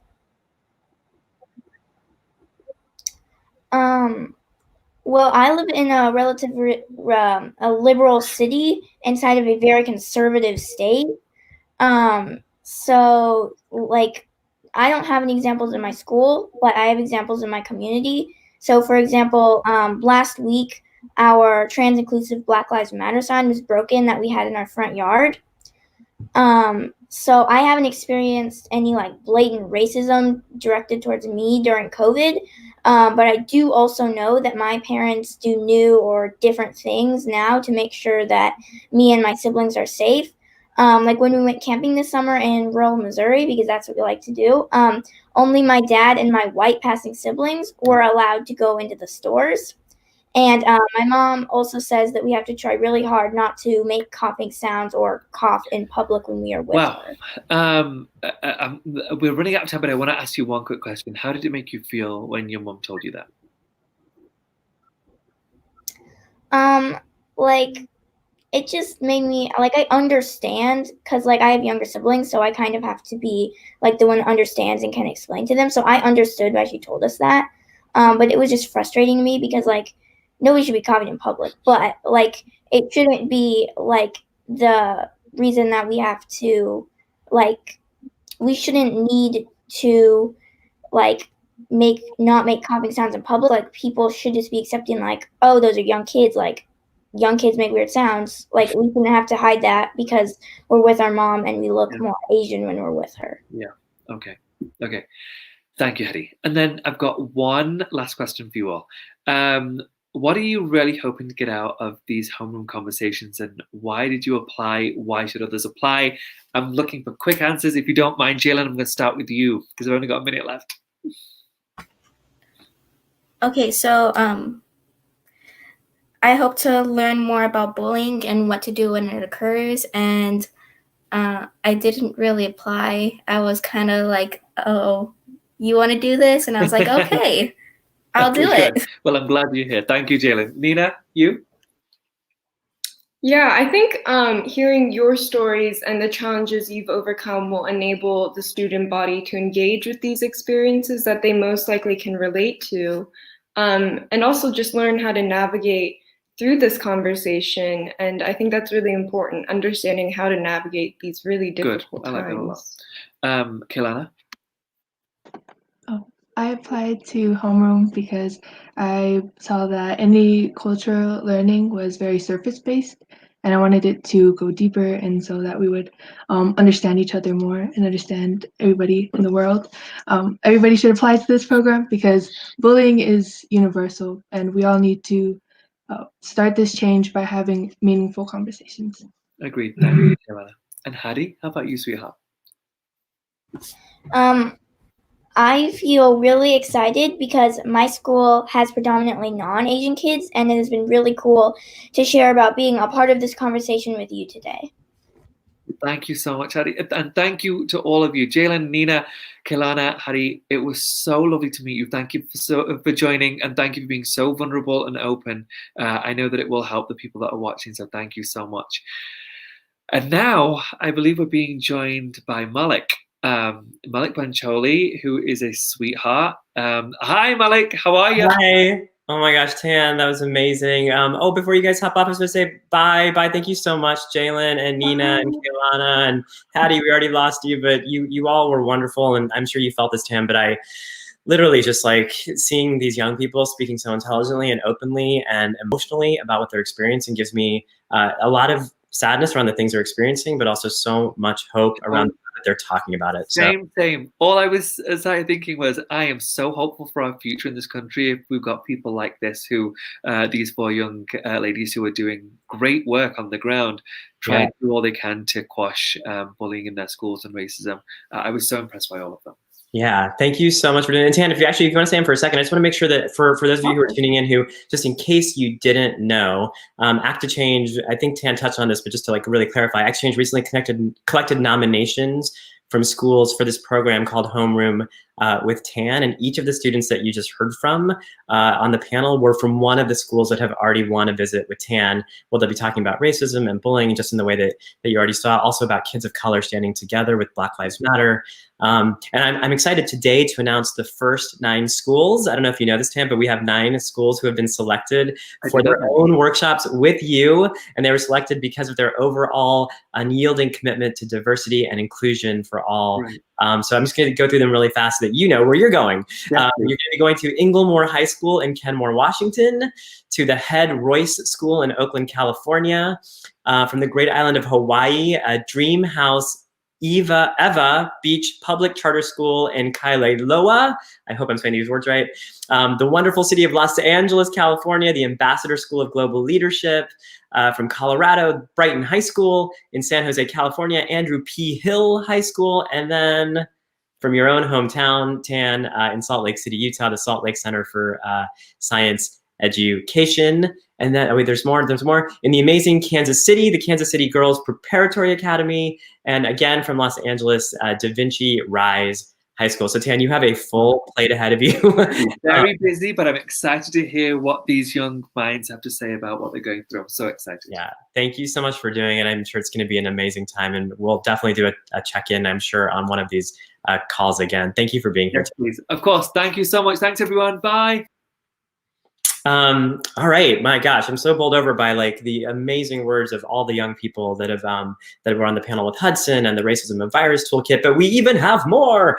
So our next session is the Arts and Activism panel. Our stories are your stories, representation for youth. So as some of you might know, I played Sanjay on the Nickelodeon cartoon, Sanjay and Craig. Dude, what's up? And I wrote a book for middle schoolers called The Best at It, which was published by HarperCollins last year. So I know personally how important it can be as a young person to see someone who looks like you on television or in a book. So this panel feels really special to me because we're going to be talking with another actor who is on a Nickelodeon series and another author who is with HarperCollins. They are both making huge strides for AAPI youth representation. Please welcome, I'm so excited, the star of Blues, Clues, and You, Joshua De La Cruz. Josh, hi. Hi. And New York Times best-selling author of Love Boat Taipei, Abigail Hing Wen. Hi, Abigail. Hello. Hey, it's so great to be here. I'm so excited. It's so great to have you both here. So just to get us started off, I know the last 6 or 7 months have been a whirlwind for all of us. I'd just love to hear, just briefly how you're doing. Abigail, I'll start with you. I'm doing great. Actually, I just came back from a research trip in Taiwan. So I was there for about 5 weeks in a COVID-free land. So I came back completely refreshed. Oh my gosh, amazing. Lots of great food. Phenomenal. And Josh, you were filming, right? You were filming. Yes. Where are you? Right now, I'm in my Airbnb kitchen. We're filming season 3 of Blues, Clues, and You, which is so exciting. I'm one of the only Americans on the team at the moment. So everybody here is Canadian, and so I was able to come across the border, and it's really refreshing as crazy as times are right now, to be able to be working amidst the pandemic is really a gift. And I'm here with my wife and my dog, so I can't complain. That sounds amazing. So interesting how we're all, so you're still there, and Abigail, you're back in the States. I'm back in the Bay Area. Okay, got it, cool. But like, what an international experience we've all had during this COVID crisis. So Abigail, I'm so excited to talk to you about Love Boat Taipei. I know it just came out earlier this year. It just came out earlier this year, and it's already a New York Times bestseller. So congratulations. Thank you. What has that been like for you? And this is your debut novel, right? It's my debut novel, yes. But I think what people don't know sometimes is I was writing for 12 years, and this is actually my 5th novel that I wrote, but the first to be published. It took me a long time to get through the gates.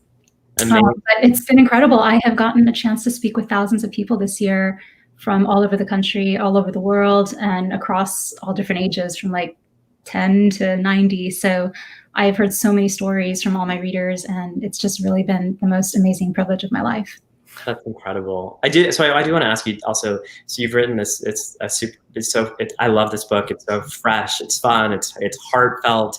But it also features a protagonist, Ever Wong, who's someone that we don't often get to see in young adult novels. And I'm just curious, what was that like for you to get to write that character? Yeah, so I can. So this is Ever Wong. I love the cover, by the way. Like it was really important to HarperCollins to have her on the cover. It's not that common to see that. So just briefly, it's a story about a girl who's growing up in Ohio who wants to dance secretly. She's been a dancer her whole life, but her parents want her to go to med school, and she's actually gotten into one of these intensive 7-year med school programs at Northwestern.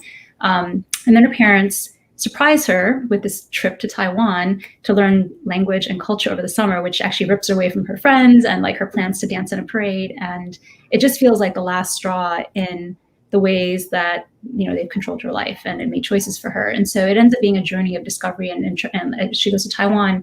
Not only does she have the freedom to experience like her parents' culture on her own, but also to explore, like, who am I? What do I care about? What is it that I want to do with my life and my future? And how do I navigate my passions while still honoring my family? And for many of those 12 years I mentioned, I actually didn't know I was allowed to write an Asian American main character.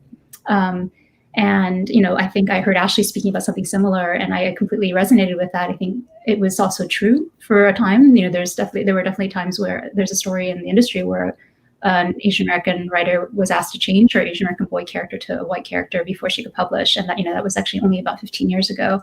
So things have really changed a lot. And I think that's partly what I'm hearing now as I meet with other Asian American creators. I am hearing that same story of like laboring for 10 years before, and then now they're starting to feel like, okay, now I have the freedom to put this work in the world. It's really exciting. That's incredible. So I think that's actually a great transition, actually, because I want to ask you about this, Josh, too. But the idea of an Asian American character getting to be front and center in a way that they weren't before, and in fact that as you said, like having to be rewritten, literally having to be rewritten into a white character. So Josh, I mean, Blue's Clues and You is such a classic children's show, but you're bringing it back for a whole new generation of people. I mean, there's probably a lot of young people who don't even know who Steve Burns is, but you were part of a legacy that's being presented in a whole new way to kids. So what is that like for you? And what are some of your favorite parts about getting to play this character? It's such a special story, and it's such a special show because it's some of the happiest times. They're fond memories between my little sister and I. I remember we were sitting on my aunt's pink rug in her bedroom because at the time that was the only room she had cable in the house, and so we would watch Nickelodeon on her TV, and we would watch the show together. She was like 4, I was about 7, and I would play in my head, but we would sing the male song together, and we would laugh, and so they're really, really special times for me.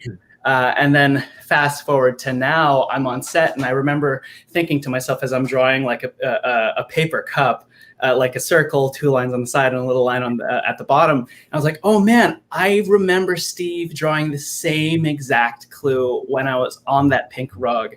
So it's such a special full circle journey for me that kind of bounces off into a new journey of self-discovery because I get to be myself. I've had the opportunity and the blessing to be working as an actor for close to like 9 years now, which is amazing. And I've played Asian characters before, but I've never played a Filipino, with the exception of one time. And that was, again, maybe like 3 or 4 years ago. So it's so special. And I think my selfish favorite thing about the job is that I get to play on set every day. It's a green screen, so it's completely an imaginary world. And we have such an incredible crew. They're my family. And so we get to play together, which is one of my favorite things to do, and carry this show with me. And I think my second and probably my most favorite part about the show is getting texts from friends and friends of friends saying like, hey, my kid pointed to the screen today and he was like, hey, he looks like me. And it hits me every time. And so I think those are two of my favorite things. As I grew up and I'm growing up and I still get to play, which is a gift. And then I get to share the show with a new generation of kids, which is an even bigger gift. And did you, when you and your sister were watching the show as a kid, were you like, I want to do that? Were you like, I want to be that guy? Or is this just like a happy accident? It's a happy accident. Because I grew up with Mr. Rogers, and I realized the same, as you were saying, Abigail, and as many of us have started to realize in our adulthood, it's like, oh man, I never really saw myself reflected in the media in which I'm working in, or at least in a way that I identified with. There were a lot of foreigners and there were a lot of caricatures, but never just somebody that was Filipino. And so that was really, really special. And so I never really saw myself there. It was a gift because I was in Aladdin at the time and I loved my job. I loved the people that I was working with, but there was still something tugging that I wanted something more. And when this audition came back, and then I came back for a callback and callback and callback, I started to realize, oh, Josh, this is the thing that you were waiting for. And I have never been happier. I've been singing to myself every day because I get to share such a show with only good intentions to help kids. And it's an amazing ride so far. That's such an inspiring story. So we actually have a clip of an episode that's coming up that hasn't been aired yet that I wanted to share because I want to talk to you about this particular clip. And Abigail, I want to bring you in to talk about it a little bit too. But is that right? I can't see anyone. Is that ready to go? I mean, I can see you guys. I can't see my back. I can see Abigail and Josh. Can we play that video now?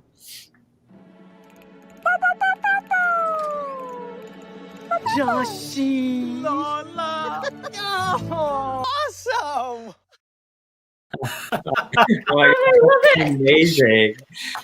So that's amazing. I want to ask both of you about, so there's one thing about just having the face of a character who looks like one of us front and center on a book, like on the cover of a book or on a TV show. And then there's other moments, I think, where we get to go into the complex, deep, layered identity part of who we are and our culture. And so this is actually, I think, a very unique episode for Blue's Clues and You, where you get to have your Lola on and eat babinka cake. And I'm just curious, what was that like for you, and what did it feel like to bring that into this show?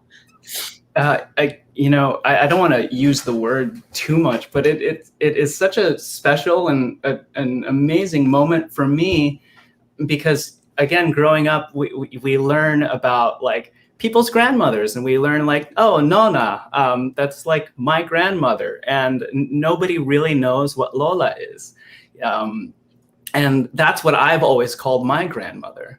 And to be able to bring this show, and I've never seen a Lola on American television before, and to be called Lola when I was a kid. And it's so special to be able to share that, and that, there is the possibility that the kids that watch this show, and maybe they have a Filipino friend and they find out, oh, that's your Lola, right? That is such a special connection that they're going to be able to share and just not feel so different. Because we all have grandmothers, we just call them different things, and it really hits home for me.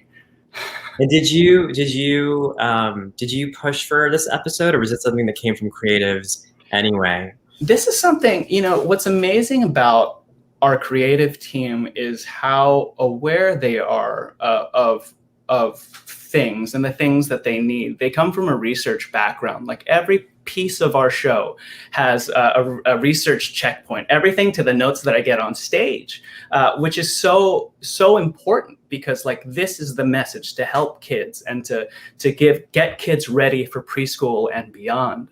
And so when they brought this to me, I was so surprised about how much they wanted to celebrate me being a Filipino American. I just was, being like an actor on my first television show, I was just happy to be there.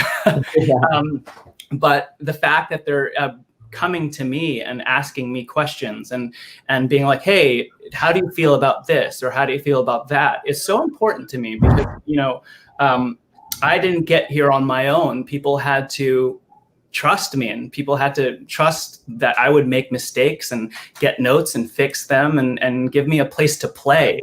And so, yeah, the creative team has been an incredible force. That's amazing. That's so heartwarming to hear, actually. And what an amazing thing for Filipino American Heritage Month. So I'm so excited to watch that. Abigail, I want to ask you too, because you've done a very unique thing where you're writing about a very specific cultural identity, and it's become a bestseller, which means it is reaching a broad audience. So what were the challenges in thinking about how this character's particular cultural experience would be received by everybody who reads the book? Yeah, well, first of all, I have to say, I kid you not, babinka, it was actually my favorite dessert growing up. My mom is from the Philippines, and actually when I went to college at Harvard, I taught my roommates how to make it, and I would come back to home sometimes, and they would have made a fresh babinka. It's like literally my favorite thing in the world. So that was the most amazing episode I've ever seen, and we watched a lot of Blue's Clues in my family. Oh.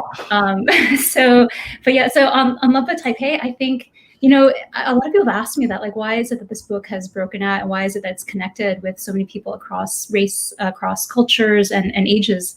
And I think part of it is the specificity. So, even as Josh is saying, like he's talking to his very specific grandmother with very specific terms from his culture.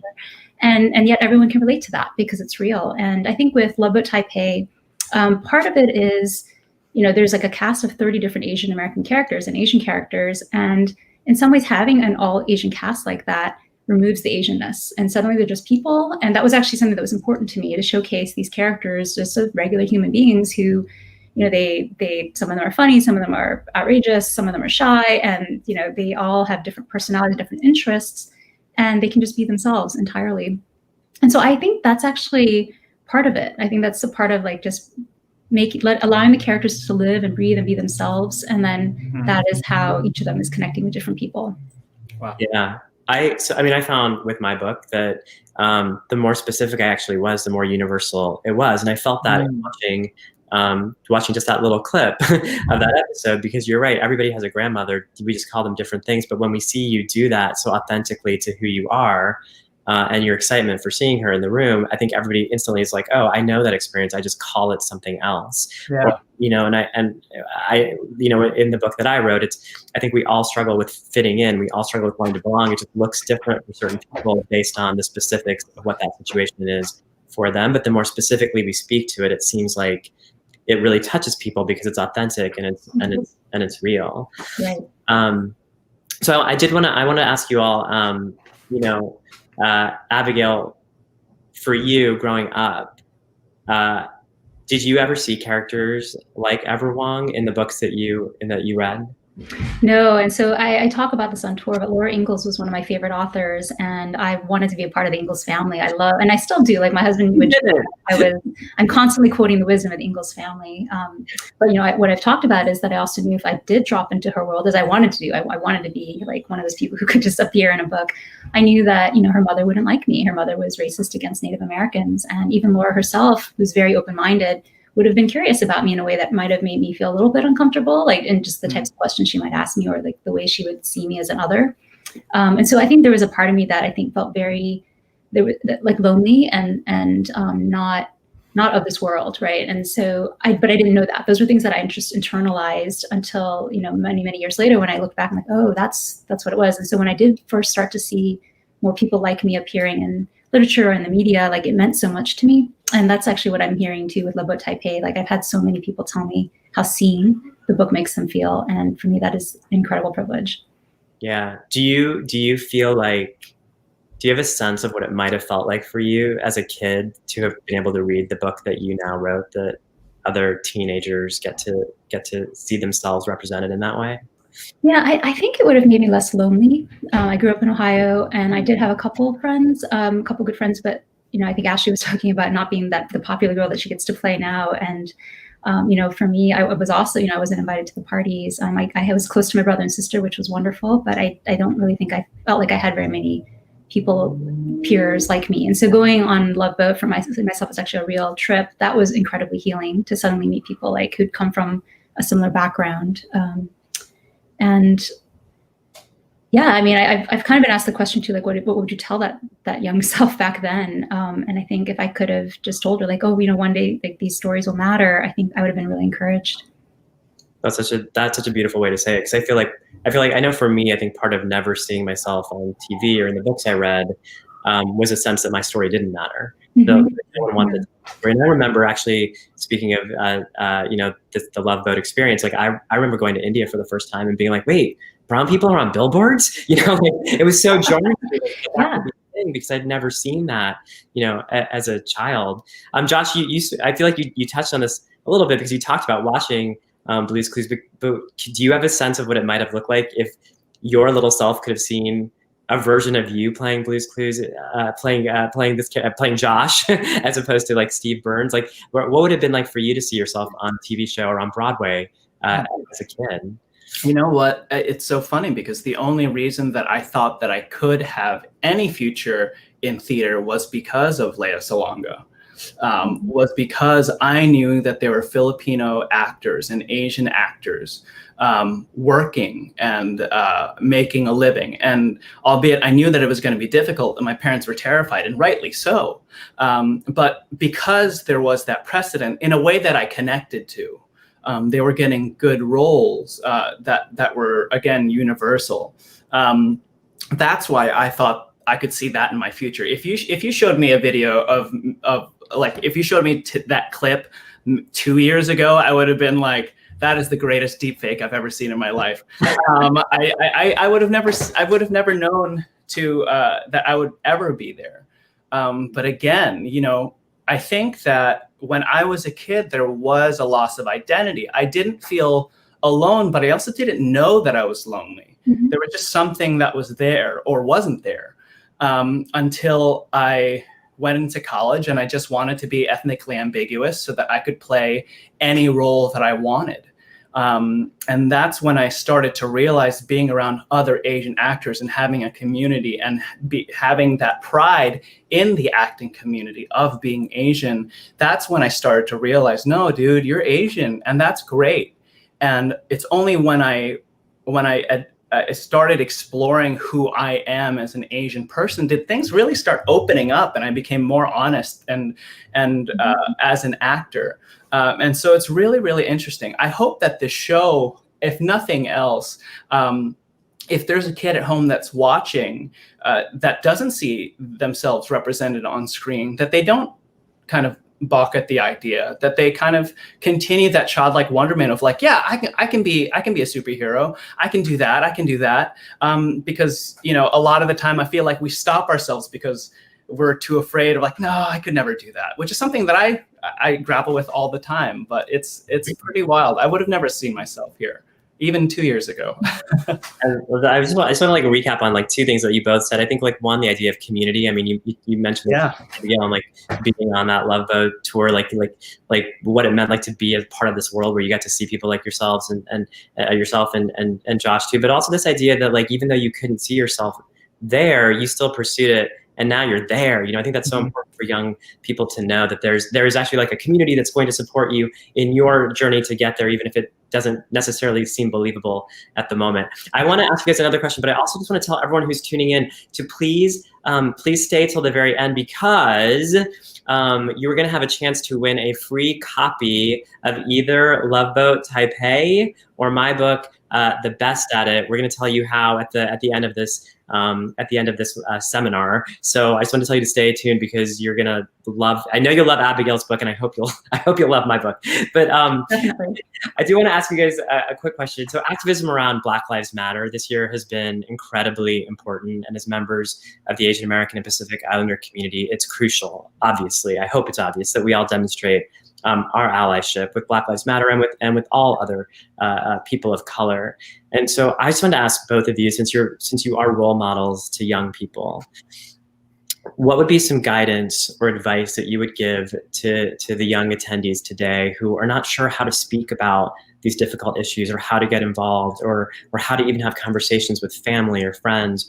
Or what's a piece of advice that you might share with them? And Abigail, I'll start with you. Yeah, no, I love this question. I think everybody has their own sphere of influence, and that sphere of influence will grow as you get older. For me, so my latest actually is that I'm now the host of the podcast for artificial intelligence for Intel Corporation. And it's been wonderful to speak with like established leaders in the field, but also since I set the guest list, I was able to feature the World Bank and a nonprofit called Data for Black Lives. And it felt, it's really important for me to use that opportunity to elevate other voices that should be heard in the community. So I think, probably these are hard conversations to have. It takes a long time to dig through. I think this was referred to in an earlier panel, entrenched beliefs. And so I think be patient with yourselves, be patient with your family, but continue to try. I think my favorite example is, I'm sure people have heard the story of, in my generation, kids being disinherited or ostracized by their parents for marrying someone of a different race. And I have seen some wonderful friends of mine just continue to engage with the disinherited sibling, to love on the biracial children. And eventually the grandparents came around, because the grandparents saw how much love there was in the family, and also what they're missing out on by holding them back. At the same time, though, I did have a friend who brought his children who are half Korean, half Caucasian to Ohio to visit his grandmother, and she wouldn't see them. And she passed away before she ever met them. Right. And so I think in that, they can't control her, but they can control how they feel. And it's important to understand, it's not about the grandchildren at all. It was about the grandmother, and which she couldn't let go of, and not to internalize that, and to just recognize, it's not my problem. It's systemic, it's cultural, it's something that we're all fighting against, and just to keep moving forward. Thank you for that. That was such an important answer, speaking about real specifics that I think a lot of us have experienced, and something that as a gay man, I certainly also experience this like there's some people who will embrace you, and there's some people who won't. But what's important is how you feel about yourself and your own journey, and finding community again. I think finding people that will support you, and I think especially around these conversations, finding people who will support us in having these conversations if you're having a hard time talking about them on your own. Josh, I want to flip to you and ask you the same question. Oh man, yeah, this is such a great question, such a complicated question, because everyone's journey is personal and everyone's sphere of influence is different. Social media is an incredible place, and but also an incredibly overwhelming place. And sometimes it feels like you have to reach as far as you can. But I find that it's even more overwhelming for myself if you don't know what to reach for. There's so many different ways that you can help. But I've found that with myself, the best place to start is, aside from developing your awareness and developing your empathy, start to be curious and inquisitive about the feelings and emotions that you are experiencing about something. And really dive deep, because once you do and figure out, well, why do I feel this way? Why am I angry? And why am I sad? That should give you, the more and more you explore that, a nice jumping off point of like, oh, this is really important to me. I think I would be much better suited to go fight for this cause. I think I really connect to this. This is something that I really care about. And because it connects to me personally, you'll have a lot more staying power, because it's so easy to spread yourself so thin, because it's systemic. It's baked into the foundation of everything that we stand on. So it gets really, really overwhelming. And if you can talk to someone, if you can find help to figure out these feelings, go for it. I went back to therapy, which has been incredibly useful.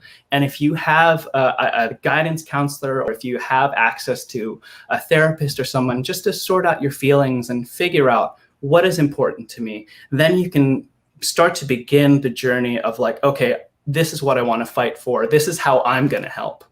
Because we're only responsible for our own actions. And I think that's very empowering and just makes things less overwhelming. That was amazing. Thank you so much. And I love, first of all, thank you for being so honest about therapy. I think, obviously at Act to Change, we want kids to ask for help when they need it. We want them to come to us. And I think it takes a lot of courage sometimes to ask for help. And so thank you for like sharing that so openly and honestly. The two of you, I feel like I could spend like the whole afternoon talking to you. It's all later. So I just want to really quickly, there's been all these young people on these panels today, like sixth graders who have bowled me away. There's young people watching. Are there any, like, just a quick last message that you would say to a young person who might be experiencing bullying out there today? And Josh, I'll start with you. Oh, if you're experiencing bullying today, know that your world gets bigger the older you get. And while you may not find the people that are your forever friends, or that are your best friends that you can trust in outside of your family, or there is a larger world if you continue to hope for a better world, if you continue to work hard, and if you continue to put out kindness despite of everything coming at you, everything negative, because it does get better, but only if we pair the hope with work. And it will pass. Yeah, absolutely. I completely agree. And I will give one example. I was bullied a lot in Ohio, and a lot of my high school classmates now have found me on Facebook. And some of them who bullied me are my friends on Facebook, and they like my posts, and they're really supportive of Love Vote Taipei. And so I think people change. I think sometimes as kids we're ignorant. We don't know. Kids are brilliant, but there's also a lot we don't know about, like how to filter these things, or how our actions, our words could hurt other people. And I think a lot of people just over time just grew up and matured. And that to me is one of the most healing things of all. Mm-hmm. Yeah. And hopefully young people will get a lot of resources from a day like today that they can go out and educate their peers who might not be as educated. So hopefully they don't have to wait as long. For things to By the way, I was born in Dayton, Ohio. So Ohio. Yeah, I saw that. Ohio. Ohio transplants. Abigail and Josh, thank you so much for being here. You both are amazing. Again, you all are going to get a chance to win. I don't know. I'm like going to look in the camera. You all are going to get a chance to win a copy of Love Boat Taipei. So stay tuned for these last few minutes. Josh, thank you, thank you, thank you. I'm so honored to get to speak with both of you. Thanks for being here today. Yeah, thank you all. Thank you. Bye. Oh my gosh, what a day. Thank you all again so much. I want to thank all the youth activists who joined us, our interns, celebrity panelists for joining us today for our second annual Youth Rising Conference.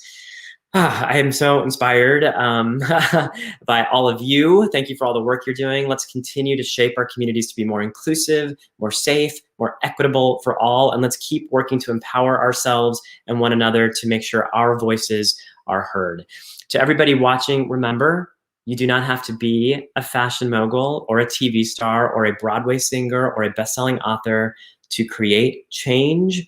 Each and every one of you watching today can make a difference and positively impact our communities. So before we close out, I want to make sure that you all know we have an upcoming Kindness Heals art exhibit. We're going to be partnering with the Daniel K. Inouye Institute and the Smithsonian Asian Pacific American Center to showcase AAPI youth art made by you. So whether it be a video or digital graphic or anything that you feel that expresses your voice, your point of view, we're going to be taking submissions on our website starting November 13th, which is World Kindness Day, through Martin Luther King Jr. Day, which is January 18th. So from November 13th to January 18th, keep an eye out on our social media for more information and updates on that. Okay, and now here's your chance to win a book. Take our post-conference survey, which is going to be emailed out to everybody who registered. If you send back the survey, that's all you have to do, send back the survey, 20 random survey takers will be sent a book by one of our amazing conference sponsors, HarperCollins. It will either be The Best at It by me or Abigail Hing Wen's New York Times bestselling book, Love Boat Taipei. So please take a minute to fill out our very quick questionnaire. And speaking of HarperCollins, I want to do a huge round of thank you to our sponsors, HarperCollins, Nickelodeon, and the Leadership Conference Education Fund's Black Justice is Our Justice Project. I also want to thank every one of our board members at Act to Change who worked so hard to put this together. Please help us to continue to the work that we're doing at Act to Change by supporting us. You can visit acttochange.org/donate if you're able to make a donation. Thank you all for being here. Together, we can put an end to bullying.